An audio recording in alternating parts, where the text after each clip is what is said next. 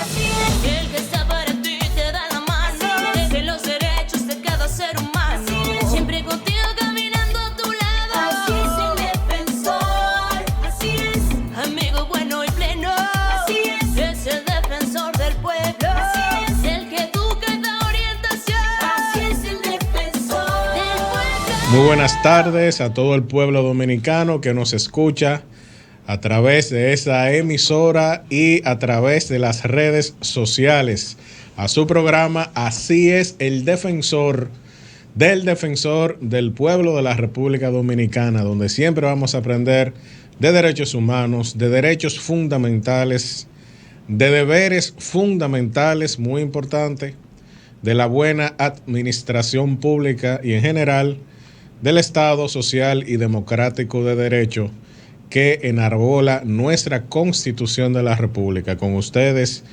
Nilo de la Rosa, y en la tarde de hoy vamos a conversar sobre un tema que nos atañe a todos, no los ciudadanos de República Dominicana, a todos los habitantes de República Dominicana, que es el sistema interamericano de derechos humanos. ¿En qué consiste el sistema interamericano de derechos humanos?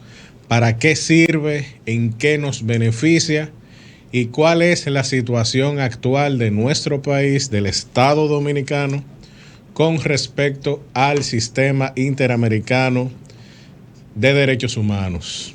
Para esto vamos a conversar con el licenciado Julio José Rojas Báez, quien es especialista en Derecho Constitucional, en Derecho Internacional Público, y además de eso, un gran profesor, un gran docente y un gran amigo del defensor del pueblo. Esta es la segunda ocasión que lo tenemos aquí con nosotros. Todo esto no sin antes conocer qué hizo el defensor del pueblo durante esta semana y, por supuesto, nuestro editorial. Comencemos. Queridos amigos, los altos niveles de violencia intrafamiliar y violencia social que se están presentando en la República Dominicana amerita acciones fuertes y contundentes, no solo desde las autoridades gubernamentales como siempre se piensa, también las familias y cada uno de los individuos que componemos la sociedad. Tenemos una grave responsabilidad de hacer un aporte sustancial a la resolución del problema, o al menos su control efectivo. En los recientes hechos sangrientos y lamentables, en los que hombres y mujeres han perdido la vida a manos de individuos con armas de fuego y armas blancas, se puede constatar en estos todo un historial de hechos similares en los que parece que la autoridad y el orden público no fueron suficientes para evitar el desenlace fatal. Es común encontrar en esos antisociales y enemigos de la dignidad y los derechos humanos antecedentes delictuales y criminales, tales como homicidio, asesinato, violencia de género, robo agravado, golpes y heridas e incluso tipos penales más complejos como estafas, extorsión y corrupción. ¿Cómo es posible que esos elementos anduvieran sueltos en las calles de nuestro país sin el más mínimo monitoreo o control por parte del Estado? Sin duda alguna, ciertas cosas no están funcionando correctamente en nuestro país. Ciertas cosas llaman a suspicacia. Ciertas cosas inquietan hasta el más bravo de los habitantes de la República. Parecería que estamos a merced de la ley de la selva, es decir, la ley del más fuerte, y no a merced de la razón y del Estado de Derecho. Es evidente que debemos hacer un alto y realizar cambios profundos relacionados con la forma en cómo estamos gestionando la violencia en nuestra sociedad. Ojalá que en algún momento las autoridades educativas dominicanas se tomen más en serio la gestión y manejo de las emociones, muy especialmente la ira. Según Lucio Anneo Séneca, filósofo romano de la escuela estoica, esa ira descontrolada es el vicio más detestable en el ser humano, y el individuo iracundo es el más deleznable de la especie humana, puesto que se siente a gusto colocándose fuera del atributo humano más característico, la capacidad de raciocinio. Decía Séneca que la ira es locura breve, porque impotente como aquella para dominarse, olvida toda conveniencia, desconoce todo efecto, es obstinada y terca en lo que se propone, sorda a los consejos de la razón, agitándose por causas vanas, inhábil para distinguir lo justo y lo verdadero, pareciéndose a esas ruinas que se rompen sobre aquello mismo que aplastan. Queridos amigos, nos hemos dado cuenta de que todavía subsiste entre nosotros un espíritu de barbarie y de salvajismo. O nos proponemos a civilizar por completo a nuestro país, o todos viviremos bajo el imperio de unos pocos individuos cuyo nivel de irracionalidad no dista mucho de los animales. Muchas gracias. Garantizar el derecho a la salud de todos los dominicanos y dominicanas es prioridad. Por eso, el defensor del pueblo, Pablo Ulloa, sostuvo un encuentro en su despacho con el ministro de Salud Pública, Daniel Rivera, de manos de quien recibió el Plan Estratégico Nacional de Salud 2030. Este plan tiene la finalidad de mejorar la calidad de vida de la población dominicana. Ulloa puntualizó durante la visita que desde su rol del defensor de los derechos dará seguimiento al proyecto para constatar que se generen las medidas pertinentes en busca de la garantía del derecho a la salud. El defensor del pueblo realizó la 4ª edición, la Vuelta SRD, un conversatorio que tiene como objetivo principal crear conciencia en la población dominicana sobre la migración ilegal y sus consecuencias. La reciente versión del evento, encabezada por el defensor del pueblo, Pablo Ulloa, se desarrolló en el auditorio Sergio Castillo de la Universidad Autónoma de Santo Domingo, recinto Higüey, y contó con la presencia de personalidades de esta provincia. Ulloa puntualizó sobre los peligros a los que se exponen las personas que deciden tomar un rumbo en busca de una mejor vida sin realizar los procedimientos legales correspondientes, debido al desconocimiento correcto de la migración, convirtiendo su sueño de progreso en una pesadilla que, en ocasiones, no tienen la oportunidad de contar. Hizo un llamado para evitar caer en la trampa de los viajes ilegales, ya sea por vía marítima, atravesando fronteras o con documentos falsos, al reiterar que esos viajes pueden ser el camino a la muerte. De igual modo, precisó que las instituciones gubernamentales y el sector privado deben buscar alternativas para cambiar la realidad y que aquellos dominicanos que piensan en salir del país de manera irregular pueden cambiar este pensamiento. Pidió a los jóvenes presentes enfocarse en sus estudios para poder aprovechar las oportunidades que se presenten de manera legal. Recalcó que en el país pueden encontrar opciones para mejorar sus estilos de vida sin la necesidad de tener un intermediario que les ofrezca un futuro incierto basado en la ilegalidad. De su lado, el cónsul general de los Estados Unidos en la República Dominicana, Greg Segas, durante su exposición, valoró la importancia del evento organizado por el defensor del pueblo, al explicar los peligros a los que se exponen las personas que buscan llegar a territorio norteamericano por la vía ilegal. La Vuelta a SRD contó con los testimonios de personas que han podido emprender proyectos en los Estados Unidos al realizar el procedimiento de una migración legal, como es el caso de Asbel Gómez, creador y gerente de la marca de calzados Riley Brand, y el diputado Hanlet Melo. Ambos narraron sus experiencias de vida al emigrar de forma regular, quienes puntualizaron que llegar ilegal a los Estados Unidos no vale la pena. Estamos de vuelta aquí en Así es el Defensor y vamos a conversar con uno de nuestros amigos más entrañables, no solamente para el Defensor del Pueblo como institución, sino para nosotros, los miembros de la institución. ¿Y quién es? Es el licenciado Julio José Rojas Báez, quien es un docente, es un especialista en Derecho Constitucional, especialista en Derecho Internacional Público. Por su experiencia y por el destino también especialista en Derecho Procesal Constitucional, ¿o no es así? Porque en su momento también fue secretario general del Tribunal Constitucional de la República Dominicana, una persona muy querida y muy conocida por la comunidad jurídica de la República Dominicana. Julio, muy buenas tardes, ¿cómo te sientes? Bienvenido a Así es el Defensor. Nilo, muchísimas gracias por la invitación, por recibirme, sobre todo de una manera tan gentil como siempre. Para mí es un gusto estar aquí, poder compartir sobre estos temas tan interesantes, pero sobre todo un ambiente de tanta cordialidad y amabilidad como siempre me reciben y me tratan ustedes. Gracias. Así es, así es. Y bueno, es un reconocimiento mutuo, porque la cordialidad es mutua realmente. Pero bueno, vamos al tema que nos atañe en la tarde de hoy, Julio José, porque tenemos una situación como Estado Dominicano, muchas personas lo conocen, otras personas no lo conocen, que es que nosotros estamos o no estamos, hay una nebulosa que aquí vamos a aclarar, dentro del sistema interamericano de derechos humanos. ¿Qué es eso del sistema interamericano de derechos humanos? Para eso vamos a hablar con Julio José sobre este tema.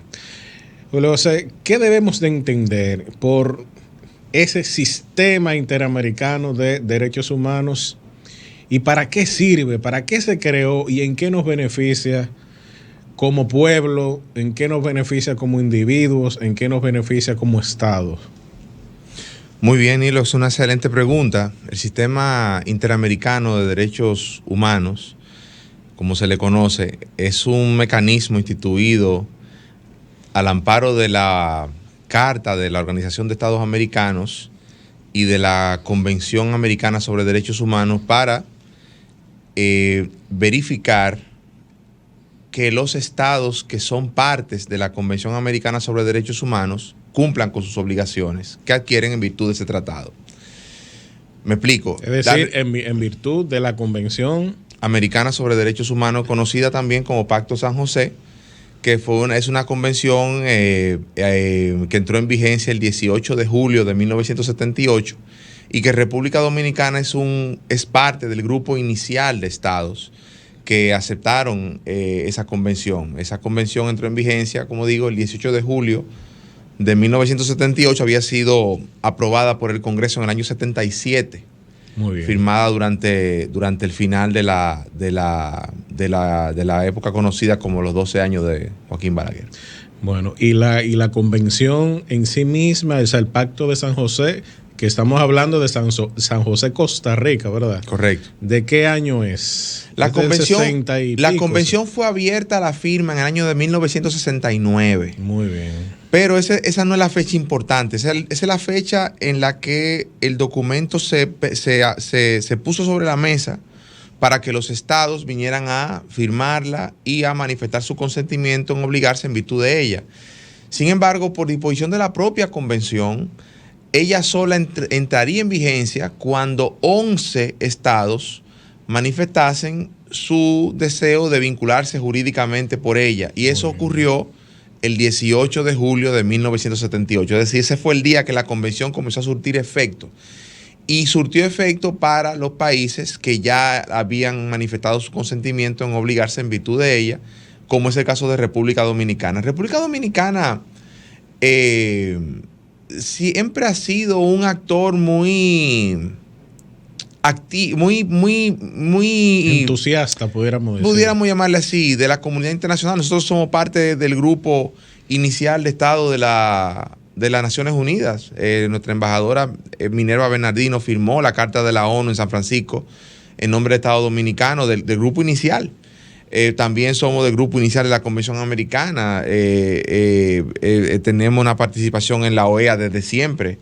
Y el mismo sistema interamericano, cuando comienza la Comisión Interamericana en el año de 1948 con la Carta de la OEA, la comisión vino y se pasó un año aquí en una visita, como ellos le denominan, in loco, en el lugar, desde el 65 al 66, con el tema de la guerra civil, de la Revolución de Abril del 65. Entonces, el sistema interamericano siempre ha tenido a República Dominicana como un participante activo. Y entonces, bueno, la República Dominicana suscribe este tratado, entra en vigencia en el 78 y de inmediato entonces ingresan al ordenamiento jurídico dominicano una serie de obligaciones que se adquieren de conformidad con la convención. El sistema interamericano lo que prevé es la posibilidad de que ante un requerimiento formal de una persona que considere que sus derechos han sido transgredidos, pueda verificarse si en efecto el Estado ha respetado o no sus compromisos bajo la Convención Americana sobre Derechos Humanos. Muy bien. ¿Y solamente se limita al catálogo de derechos humanos que está ahí o las demás convenciones de derechos, ya sea políticos, sociales, económicos, también entran dentro de la jurisdicción, vamos a decirlo así, de este sistema? Es una muy buena pregunta. El sistema interamericano es un sistema regional, con lo cual los tratados cuya ejecución se persigue de conformidad con el sistema son tratados que son la Convención Americana o tratados del sistema que le den competencia a los organismos del mecanismo de seguimiento, ¿no? de supervisión. Tal es el caso del Protocolo de San Salvador, que trata sobre derechos económicos, sociales y culturales, o la Convención de Belém do Pará. Con ese nombre se le denomina esa convención porque fue firmada en esa ciudad de Brasil, que trata sobre derechos de la mujer. Y así como otros tratados, siempre que esos tratados le den competencia al sistema para verificar el cumplimiento o supervisar el cumplimiento de las obligaciones de los estados. Siempre que le den competencia puede hacerlo, pero es un sistema esencialmente regional. Muy bien. Bueno, y de la descripción que ha dado el licenciado Julio José, entonces podemos entender que el sujeto obligado de todo este sistema solamente son los estados. Correcto. O sea, es decir, las empresas no están obligadas a esto, los individuos no están obligados a eso, los ayuntamientos, solamente los estados en sí. Es así, porque ese es el lenguaje de la convención. La convención es un tratado que ha sido suscrito por estados. Y sobre esos estados es que recaen las obligaciones.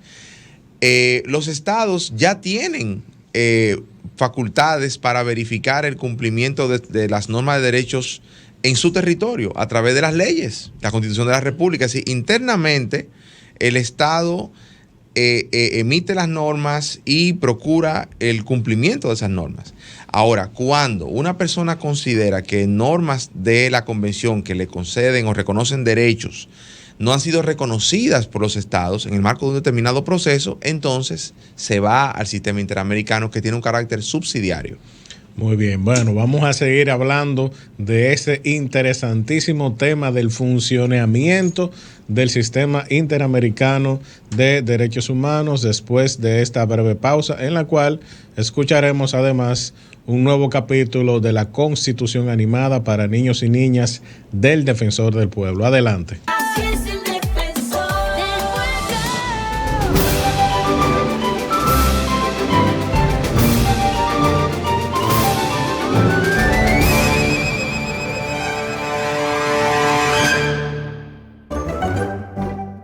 El territorio dominicano. El territorio dominicano comprende la parte oriental de la isla de Santo Domingo. Corresponde al 74% de toda la isla, con un total de 48.311 kilómetros cuadrados. El mar y el espacio aéreo también forman parte del territorio dominicano. La República Dominicana tiene hasta 12 millas mar adentro como parte de su territorio, y tiene plena soberanía del espacio aéreo que cubre el territorio nacional. La zona fronteriza. La zona fronteriza que nos divide de Haití tiene 5 provincias del lado dominicano: Montecristi, Dajabón, Elías Piña, Independencia y Pedernales. La frontera dominico-haitiana se extiende a lo largo de 380 kilómetros. División geopolítica de la República Dominicana. El territorio que comprende República Dominicana está dividido en regiones que se subdividen en 31 provincias y un distrito nacional, donde se ubica Santo Domingo de Guzmán, la capital del país, las cuales están a su vez subdivididas en 158 municipios y 231 distritos municipales. Los recursos naturales. El agua, los animales, las plantas y las minas de distintos minerales conforman los recursos naturales que posee la República Dominicana. La población. La población de la República Dominicana es de 10.5 millones de habitantes. La nacionalidad. Los dominicanos son aquellas personas que nacieron en territorio dominicano, tienen padre o madre dominicana, extranjeros que se casen con algún ciudadano dominicano o extranjeros que adquieran la nacionalidad. El idioma de los dominicanos. El idioma oficial de la República Dominicana es el español. Así concluimos este episodio sobre el territorio dominicano.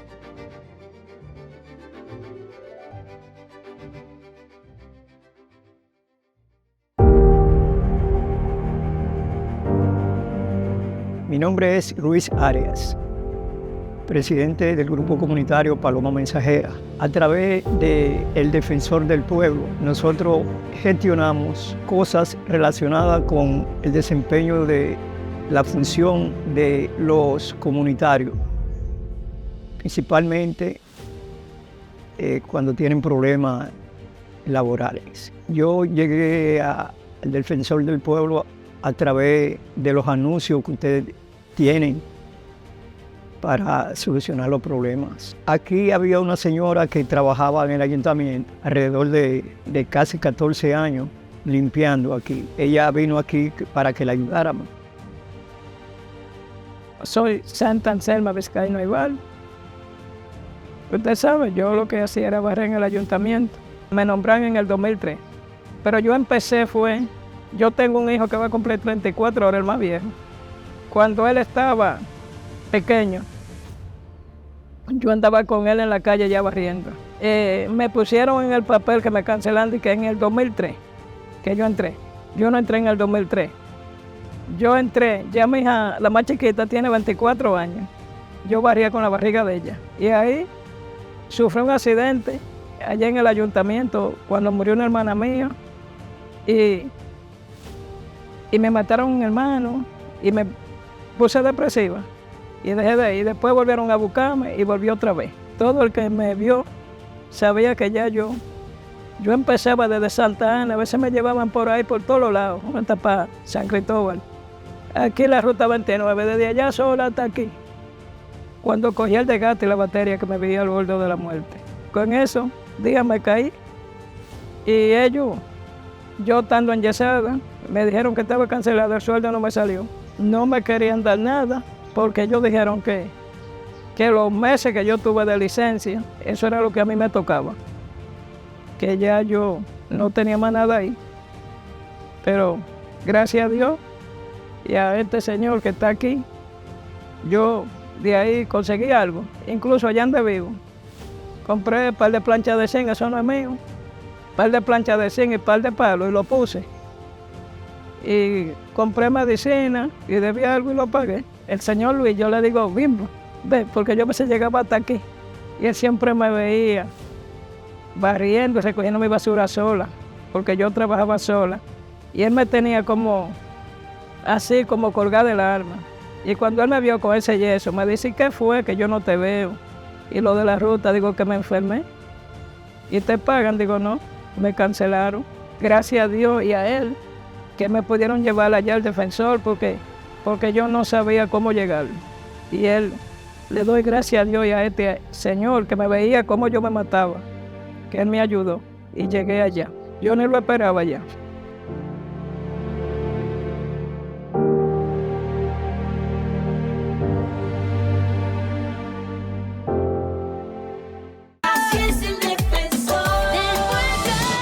Regresamos a nuestro programa Así es el Defensor, conversando con el licenciado Julio José Rojas Báez, especialista en Derecho Constitucional e Internacional Público, sobre este sistema de interamericano de derechos humanos. Interamericano significa que precisamente es de todas las partes de América.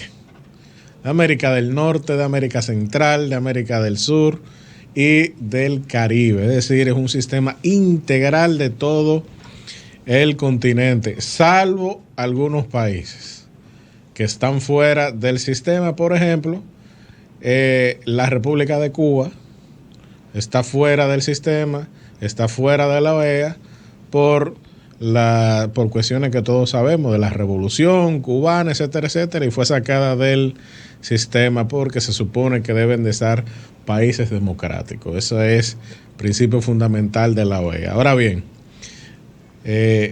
Julio José, ¿cómo está organizado? Es decir, orgánicamente, ¿cómo se ve este sistema interamericano? Muy bien. Mira, yo no quisiera dejar pasar esa última idea aunque no estamos hablando de eso, pero realmente y esto es una cosa interesante para hablar del sistema interamericano de derechos humanos. Quien está suspendido de participación en el sistema es el gobierno de Cuba, pero ya inclusive se le había levantado esa prohibición en el 2004 en una asamblea general que hubo. Lo que el sistema siempre ha dicho es que eso era un problema del gobierno, que el pueblo continuaba siendo cubierto por la protección del sistema, y de hecho ha habido múltiples casos que involucran a Cuba, pero por temas de derechos humanos, no relacionado a la participación del gobierno, participación política en los órganos de la OEA.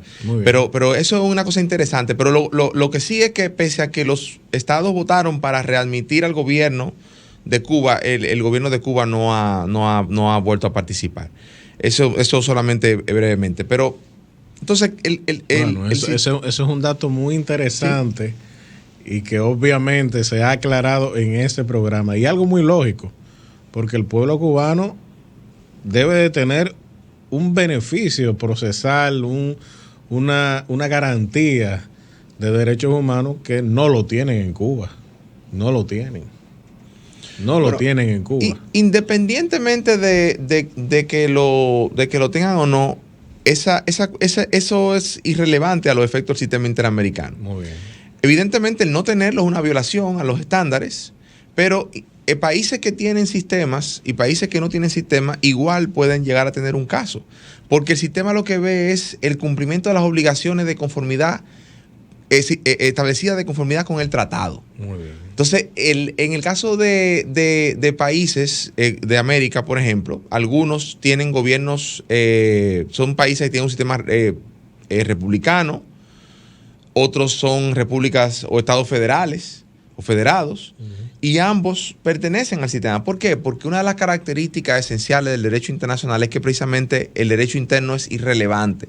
Cómo el Estado se organiza internamente es irrelevante para el sistema internacional. Lo que sí es importante es que las obligaciones están ahí y hay que ejecutarlas de buena fe, como dice el principio del artículo 26 de la Convención de Viena sobre el derecho de los tratados, el principio pacta sunt servanda, el famoso principio pacta sunt servanda, que implica que lo pactado debe cumplirse y llevarse a cabo de buena fe. Entonces, es un sistema. Como decíamos antes también, el respeto a la palabra dada.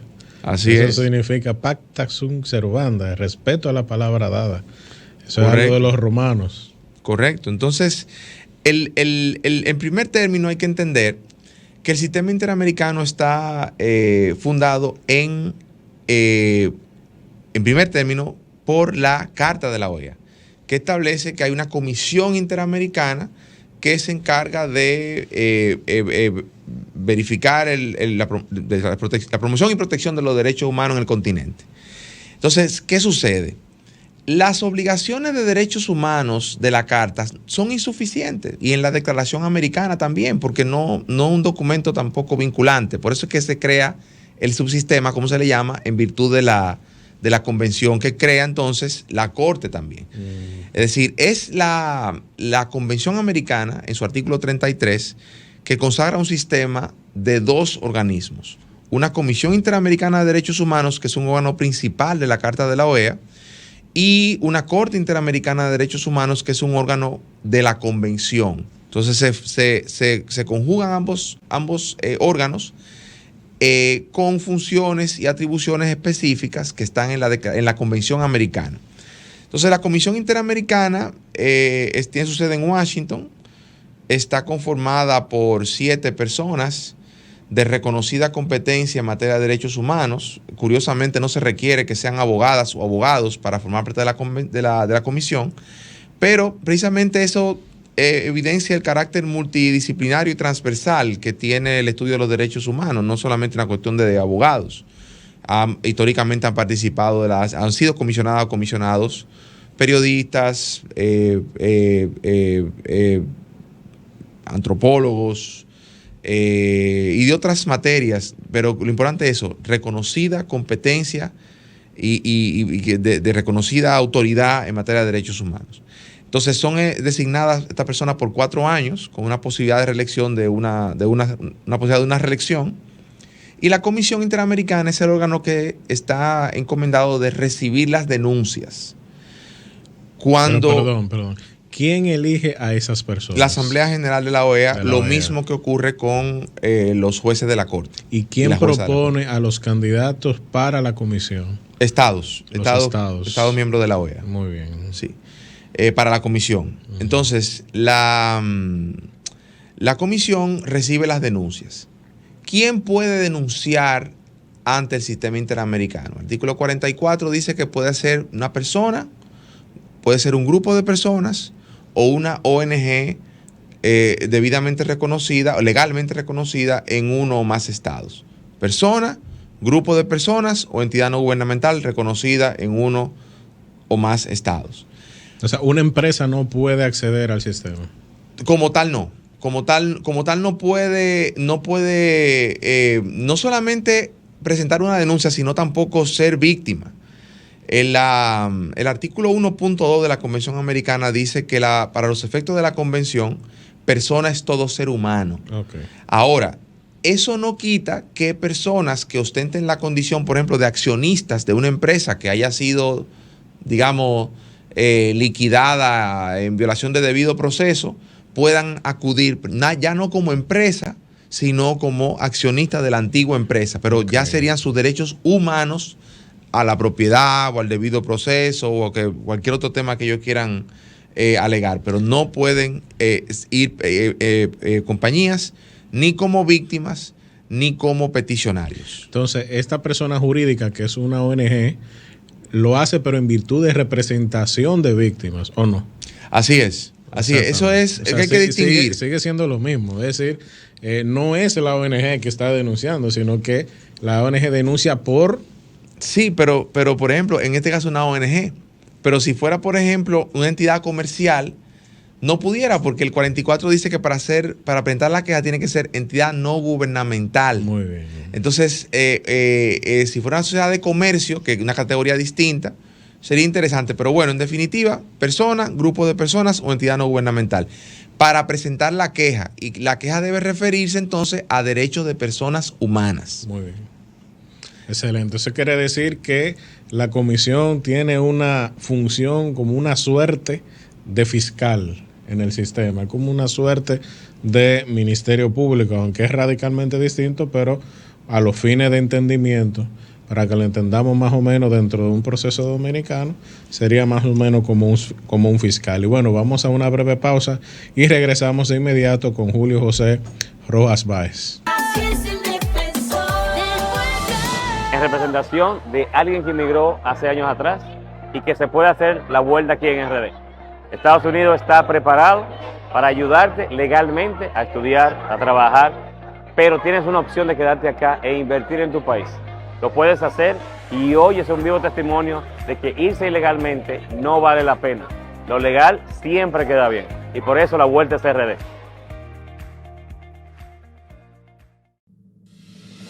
Así es, el que está para ti te da la mano, deje los derechos de cada ser humano, siempre contigo caminando a tu lado. Así es el defensor, así es, amigo bueno y pleno. Así es el defensor del pueblo. Así es, el que educa y da orientación. Así es el defensor del pueblo. Regresamos en Así es el defensor con el licenciado Julio José Rojas Báez, conversando sobre este sistema interamericano de derechos humanos, un tema sumamente interesante, no solamente para la comunidad jurídica, sino para toda la ciudadanía y todos los habitantes de la República y todos los funcionarios públicos también, porque el funcionario público tiene la obligación de hacer las cosas conforme a la legalidad y a la juridicidad y no violar ni pisotear los derechos fundamentales y derechos humanos de los administrados. Un funcionario descuidado pone en riesgo al Estado, a que el Estado sea sometido a través de los tribunales y por lo tanto eso no es un buen funcionario. El funcionario tiene que proteger el que le da su salario, que es el Estado Dominicano. Ahora bien, ya nosotros hemos hablado, Julio José, de la comisión que está ubicada geográficamente en Washington, en los Estados Unidos. ¿cómo se apodera esa comisión? Es decir, ¿qué tiene que ocurrir para yo llevar un caso a la comisión? Excelente. Lo primero que tiene que ocurrir es que el caso tiene que haber transitado todas las avenidas procesales domésticas. Muy bien. Y esas avenidas procesales tienen que haber emitido una decisión. Salvo excepciones, por ejemplo, que no haya recursos que agotar o que no se le haya permitido al peticionario agotar esos recursos o que haya un retardo injustificado. Esas son excepciones que están en el artículo 46.2 de la Convención Americana. Sin embargo, el principio general es que tiene que haberse interpuesto y agotado los recursos de jurisdicción interna. Es decir, tiene que haber transitado todas las avenidas posibles para permitirle al Estado, como bien ha dicho la jurisprudencia, que solucione el asunto antes de que se vea envuelto en un procedimiento internacional. Es que la obligación principal de resolver estas cuestiones recae en el Estado, a lo interno de su territorio. Claro. Y por ese motivo es que el sistema es subsidiario, complementario, coadyuvante. No reemplaza el sistema interno, sino que lo complementa. Solo cuando el Estado no puede dar la solución que debe darle a los casos y la presunta víctima se considere aún vulnerado su derecho, puede acudir al sistema. Entonces, tiene que haber interpuesto y agotado los recursos de jurisdicción interna, tiene que haber transcurrido un plazo no mayor de 6 meses desde haber sido notificado de la decisión última del caso, y ya luego una serie de requisitos de forma, como que por ejemplo esté firmada la instancia, contenga datos para ser localizado, que no sea una instancia que haya sido sometida ya a otro procedimiento de solución internacional, o no sea la reproducción de un caso ya traído previamente al sistema. Pero en definitiva, lo más importante son esas dos cosas primero que primero comenté. El agotamiento de los recursos de jurisdicción interna y el plazo de los 6 meses que debe ser respetado siempre. Entonces, solamente cuando se encuentran reunidos estos requisitos, el caso es declarado admisible. Claro, el procedimiento involucra diferentes etapas. En la práctica, por ejemplo, una persona llega con su caso y la comisión va a hacer una revisión. Si la comisión entiende que están aparentemente reunidos los requisitos, le va a dar entonces curso al asunto, enviándole al Estado la denuncia, diciéndole, mire, llegó esta denuncia aquí, refiérase a ella. Y entonces el Estado le va a decir, bueno, mire, yo considero que no se han acotado los recursos, o no se ha respetado esto, o esto es inadmisible por alguna razón, etc. Y ahí comienza el proceso. Este proceso tiene varias etapas, como dije, una de admisibilidad, una de examen previo, una de admisibilidad y una de fondo. La comisión, como bien mencionaste hace un momentito, funciona a manera de ministerio público del sistema interamericano. Esa es la concepción clásica, donde el ministerio público recibe la denuncia, la querella, y verifica los méritos y decide entonces si lo somete ante el tribunal o no. Funciona más o menos así, pero con cuestiones adicionales. Y se supone que tiene que ser imparcial. Claro. En una primera etapa, ¿verdad? Claro. En ese sentido, también la Comisión Interamericana adicionalmente tiene una función que no es algo que sea común en los ordenamientos jurídicos con los ministerios públicos, que es que al entender entonces que el caso es admisible, la comisión se pone a disposición de las partes para lograr o intentar arribar a una solución amistosa. Muy bien. Entonces, eso es una cuestión muy importante del procedimiento ante la comisión, que la comisión, digamos, en algún momento, luego de ponderar que el caso es admisible, le dice a la parte, Estado y peticionario, mire, me pongo a disposición de ustedes si es que deciden una solución amistosa, evidentemente a satisfacción de ambas partes. Y esos ya son procedimientos de los cuales pudiéramos hablar en otra ocasión. Ahora, si el asunto no es objeto de una solución amistosa y de todas maneras la víctima o la presunta víctima desea continuar con el caso, y la comisión entonces lo va a examinar en cuanto al fondo, y si la comisión determina que el caso tiene mérito y que en efecto han ocurrido violaciones a la convención, emite un informe diciéndole al Estado sus hallazgos, lo presenta ante el Estado si el Estado le da un plazo para que el Estado se pronuncie sobre eso o cumpla con las recomendaciones de la comisión, y en el caso de la comisión no se encuentre satisfecha de la solución que el Estado dé, entonces se somete el caso a la Corte Interamericana de Derechos Humanos, que ya es otro procedimiento aparte, en donde la comisión ya es una parte procesal, la presunta víctima es otra parte procesal y el Estado es otra parte procesal. Es decir, hay tres partes ya donde la comisión, que era quien examinaba inicialmente la queja o petición o denuncia, ahora es parte de un proceso en el cual se pide que la Corte determine si en efecto el Estado ha incumplido con sus obligaciones bajo la Convención Americana. Bueno, entonces no queda de otra más que abordar brevemente el tema de la Corte. ¿Dónde está ubicada la Corte? ¿Cómo se conforma esa Corte? ¿Y cómo deciden esos casos? Es decir, esa sentencia que ellos emiten, ¿cuál es la fuerza vinculante que tienen esas sentencias? Lo primero que hay que decir es que la Corte Interamericana es a diferencia de la Comisión, decía ahorita que la Comisión es un órgano principal de la Carta de la OEA. Es decir, la Carta de la OEA la menciona junto con otros órganos de la principales. O sea, es más antigua que la Corte. Sí. La Corte se estableció cuando entró en vigencia la Convención en el año 78. Y la Corte, digamos, comenzó primero, se designaron los jueces, y la Corte arrancó en el 79 realmente. Se designaron los jueces, empezaron a venir unos casos, digamos, de opiniones consultivas, y la Corte Interamericana emitió su primer caso contencioso, su primera decisión sobre caso contencioso en el año 87. Está integrada por 7 personas, al igual que la comisión no puede haber 2 de un mismo estado, a diferencia de la comisión que se eligen por 4 años, se eligen por 6 años, con posibilidad de una reelección, pero los comisionados, las comisionadas no se requiere que sean abogadas o abogados.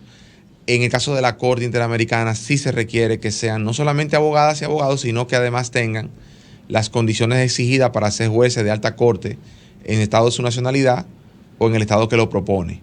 Es decir, tiene que ser personas ya de una abogadas y abogados con una experiencia jurídica probada y además amplia. Muy bien. Bueno, vamos a una breve pausa y regresamos de inmediato con el tema de la Corte Interamericana y el tema de las sentencias, que es uno de los temas más polémicos que se ha suscitado aquí en República Dominicana. Regresamos en breve. ¿Te has preguntado qué hace el Defensor del Pueblo? Nuestra institución contribuye con la defensa de la buena administración y los derechos fundamentales. ¿Cómo lo hacemos? Intermediamos en conflictos que puedan darse entre los ciudadanos y las instituciones del Estado. Vigilamos y supervisamos las actuaciones ilegales, arbitrarias o erróneas de las instituciones y funcionarios del Estado. Sugerimos cambios de criterio de los actos y actuaciones de la administración pública que violenten derechos. Promovemos y educamos a la sociedad en derechos humanos y fundamentales. Y accionamos en amparo de los derechos de las personas e intereses colectivos y difusos. Entérate de esto y mucho más en nuestra página web www.defensordelpueblo.gov.do. Teléfono 809-381-4777. Síguenos en Facebook, Twitter e Instagram a través de @defensorrd. Vamos por lo que nos une.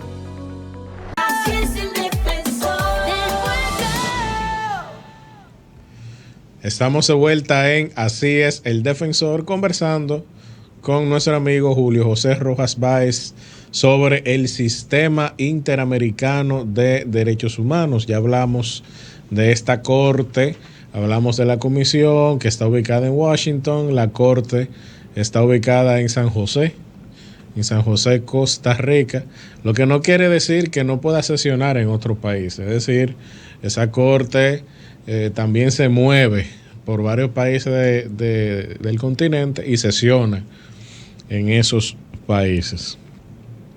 Y estábamos hablando de la sentencia, es decir, esa fuerza vinculante de la sentencia.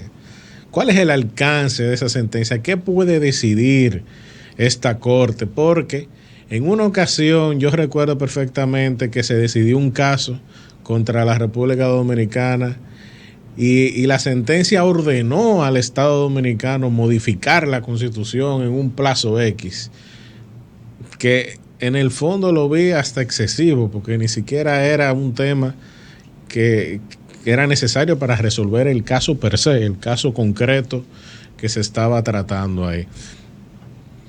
A su juicio y a su criterio, ¿cuál es el alcance y la fuerza de esas sentencias de la Corte Interamericana?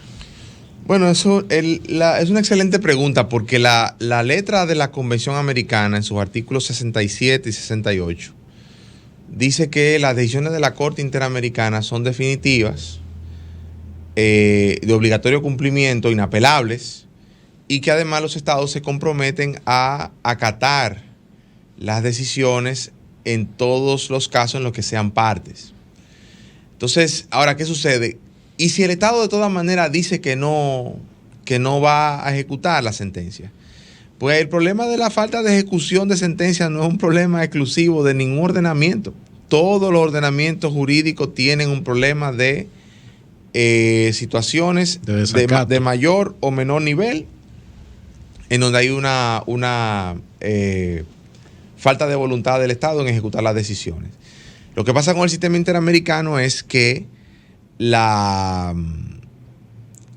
por la propia naturaleza del derecho internacional, 1, 2, y por la propia naturaleza de la OEA, no hay un mecanismo como que uno pudiera decir, bueno, van a invadir un Estado para ejecutar una sentencia. No hay manera. O sea, no se puede el llevar, Estado soberano. No se puede llevar al Consejo de Seguridad y coercionar. Porque el Consejo de Seguridad tiene la mano muy pesada. Entonces, ¿qué va a hacer? ¿Va a ordenar que se invada un país para cobrar? No, le ponen un portaaviones en el malecón. Lo que sí es, después de la OEA, un organismo internacional regional, que es un foro mayormente de naturaleza política. Sí. Y por eso, cuando hay una situación complicada de desacato de decisiones, eso va a parar a un foro político, donde se adoptan decisiones de naturaleza política. ¿Qué ha llegado ahí en su momento? Perú, por ejemplo. Perú llegó a un momento en que Fujimori, el régimen de Fujimori tenía 17, 18 condenas de la Corte Interamericana y no las ejecutaba. Eso llegó a los órganos políticos competentes de la OEA, y eso, combinado con el fraude que hubo, la situación política que hubo en Perú, que inclusive quien medió en eso, la misión de mediación para desenvolver ese lío político que hubo en Perú, estuvo dirigida por el ex canciller dominicano Eduardo Latorre. Entonces, esa situación de la sentencia, el tema del fraude, instabilidad política, al final dio al traste con el gobierno de Fujimori. Es decir, no quiero decir que fue solamente eso, pero fue todo traído a la mesa de manera conjunta. Entonces, sí, la situación es que el sistema pudiera no tener la eficacia que se quisiera, particularmente porque es un sistema integrado por estados, y a los estados se les puede obligar a hacer cosas que ellos previamente hayan autorizado a que se les obligue a hacer. Entonces, si eso no ocurre, hay un problema ahí. Ahora, ¿qué sucede? Las sentencias de la Corte Interamericana no son sentencias que determinan únicamente un rubro. Dice, mire, usted tiene que pagar. No, también las sentencias tienen diferentes modalidades, como por ejemplo, aparte de pagar, que se evalúa el daño en términos monetarios, por ejemplo, se dictan otras medidas de reparación, como por ejemplo que se modifique una ley, que se modifique una política pública, que se haga un monumento, que se traduzca la sentencia al idioma de la comunidad indígena que sufrió el daño. Intereses, la famosa disculpa pública, que tanto miedo se le tiene, sin embargo, en otros países se lleva a cabo diariamente. Claro.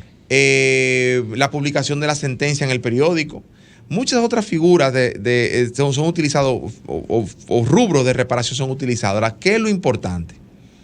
que para que haya en efecto un mecanismo que tutele derechos, los estados tienen que ejecutar la sentencia, porque es complicado y siempre será complicado entender cómo una persona se somete a un proceso, participa de un proceso y al final sencillamente se niega sin más a ejecutar la decisión porque no está de acuerdo.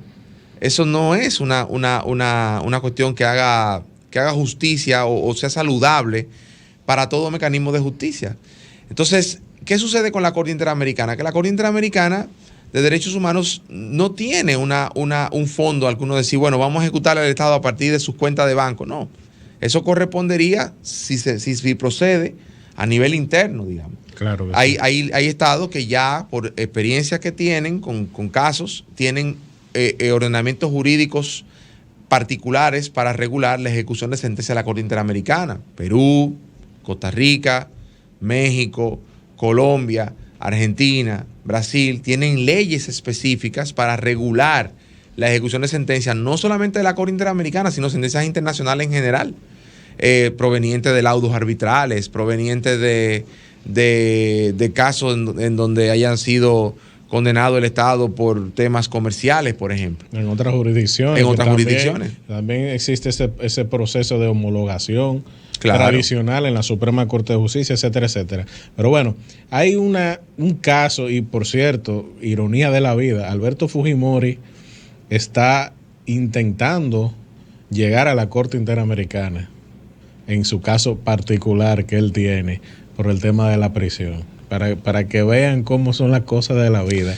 Mañana usted está arriba, hoy usted está arriba y mañana usted está abajo. Así son las cosas. Ahora bien, sí, licenciado, nosotros tenemos el caso de República Dominicana de la sentencia 0256-14 del año 2014, emitida por el Tribunal Constitucional de la República Dominicana, mediante el cual el tribunal declaró inconstitucional o anuló el mecanismo mediante el cual la República Dominicana se adhirió a la jurisdicción de la Corte Interamericana de Derechos Humanos, que fue mediante una carta escrita por un presidente de la República y enviada a donde tenía que enviarse. Y bueno, y a partir de ahí, incluso hasta una jueza dominicana hubo en esa corte. ¿Cuál es el alcance de esa sentencia realmente? El efecto de esa sentencia en el derecho internacional público. ¿Estamos o no estamos bajo la jurisdicción de la Corte Interamericana de Derechos Humanos? Nilo, la verdad es que esa es una respuesta no muy fácil, no es simple para nada, porque hay que analizar dos vertientes. Para el caso de República Dominicana, a lo interno de República Dominicana, la decisión del Tribunal Constitucional, como todas las decisiones del Tribunal Constitucional por efecto de la Constitución de la República, constituyen precedentes vinculantes y son de obligatorio cumplimiento. Es decir, lo que el Tribunal Constitucional decidió, eso es así. Esa sentencia es definitiva, inapelable y de obligatorio cumplimiento. Ahora, esa sentencia no tiene efectos internacionales como ninguna sentencia doméstica tiene efectos internacionales. Para la Corte Interamericana, anteriormente se habían presentado casos similares en donde por mecanismos de derecho interno algunos estados pretendieron salirse de la jurisdicción y la Corte rechazó esa modalidad. Como no hemos tenido ningún otro caso ante la Corte Interamericana luego de la sentencia 256-14, caso nuevo, porque hay una decisión que anda por ahí que tiene que ver con el seguimiento de ejecución de cumplimiento de una sentencia anterior a la 256. Pero luego de la 256 no hemos tenido un caso nuevo ante el sistema, motivo por el cual no vemos todavía cómo el sistema ha respondido a ese tema. Pero sí vemos precedentes anteriores en donde el sistema interamericano, particularmente la Corte Interamericana, ha rechazado esos intentos de parte del Estado. Bueno, muy interesante, y eso daría pie a un programa entero con distintas posiciones sobre ese tema de derecho internacional público y de derecho internacional humanitario. Pero bueno, hemos llegado hasta el fin. Muchísimas gracias, Julio José. Gracias por venir a nuestro programa. Te esperamos nuevamente para otros temas de interés. A todos ustedes les deseamos un feliz resto del domingo y una semana llena de dicha y llena de provecho. Hasta entonces. El que está para ti te da la mano, de los derechos de cada ser humano, siempre contigo caminando a tu lado. Así es el defensor, así es, amigo bueno y pleno. Así es el defensor del pueblo, así es, el que educa y da orientación. Así es el defensor del pueblo. Si no pudiste sintonizar, Así es el Defensor, en vivo los domingos por Sol 106.5 FM, te invitamos a que visites nuestro canal de YouTube Defensor del Pueblo. Cada lunes subimos nuestro programa radial al canal del Defensor del Pueblo. No te lo pierdas, suscríbete, activa la campanita, dale me gusta y comparte.